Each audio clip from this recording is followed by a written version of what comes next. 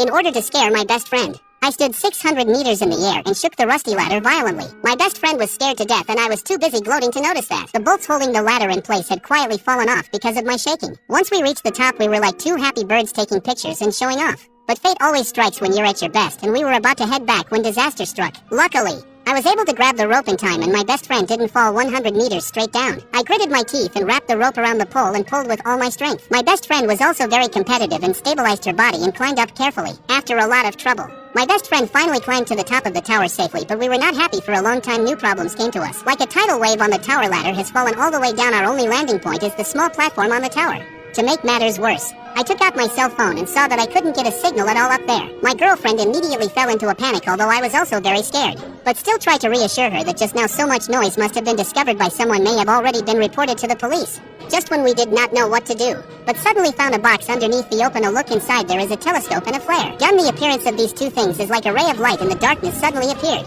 I couldn't wait to pick up the binoculars and look around, but this left my heart in half cold around the shadow of no one. My best friend realized that our backpacks hadn't fallen, but were hanging on the small platform below, where we still had our supplies. I know she wanted to go down to get water, but this is too risky. I quickly persuaded her now can only quietly wait for rescue. So we waited on the tower for a few hours. I took the binoculars from time to time to check, hoping to see the rescue team to come, but looked half a day and found nothing but sea not far from a caravan. When my best friend heard this, she hurriedly took the binoculars to check and found that there was no one near the caravan. And at that moment, the hope that we had just aroused was like a bubble that was mercilessly burst. I desperately took out my cell phone and swiped the circle of friends to look at the lights of those who suddenly had an idea. I told my girlfriends that we do not have a signal at the top of the tower, but there must be a signal under the tower as long as the cell phone down to send out a signal of distress. But we only have a 15-meter long rope, so we brought a leather band to tie the phone to the rope and then edited the distress message to send out the last and then slowly put the phone down. I was looking forward to as soon as the phone has a signal, the message will be sent automatically. But the rope has been lowered but still did not hear the message sent successful tone. I didn't care anymore. I decided to take the risk and climb to the end of the ladder, then let go of my hands and hung myself 600 meters in the air. The wind was whistling in my ears and I felt like a leaf that could be blown away at any moment. But even so, my cell phone still didn't receive a signal. My fingers were slowly loosening. I knew I couldn't hold on any longer, so I reluctantly climbed to the top of the tower and hurriedly pulled my cell phone up to check, and sure enough, the message hadn't been sent. Just when we were at our wits' end, my best friend suddenly said that since we knew there was a signal at the bottom of the tower, why didn't we just throw the phone down?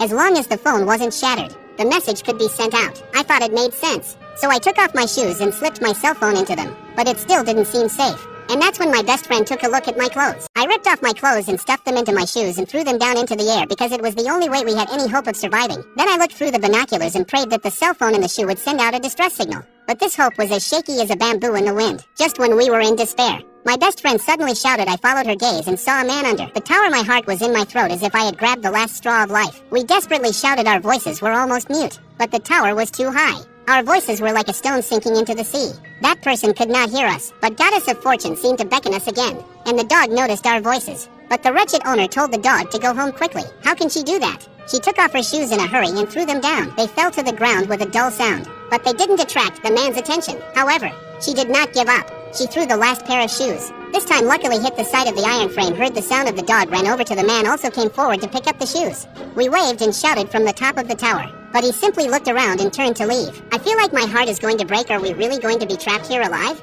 In a moment of desperation, my best friend took out her flare gun and was about to fire it. When I saw this, I hurriedly stopped it because the man was not looking our way. Not to mention that it was still daytime and firing it now would only be a waste of the only chance to call for help. But soon I found a new hope. Not far from the caravan seems to be preparing a barbecue. I think when it is dark to fire the flare will certainly be more likely to be seen. After waiting for a while, the sky was not completely dark. I was shocked to find that they were preparing to pack up and leave. So I asked my girlfriend to send a signal. But what I didn't realize was that the flare gun was malfunctioning and I felt bad about myself. What's more, my best friend was getting more and more anxious as the group was about to leave. But fortunately, the flare was eventually launched successfully. Bright fire broke through the night sky, instantly attracted the attention of the men. We waved our cell phones from the top of the tower and cheered when we saw that they had noticed us. We thought we were finally saved. But the reality of the situation was like a pot of cold water that dashed our hopes. The men were car thieves, and they were knocking on the windows of our car.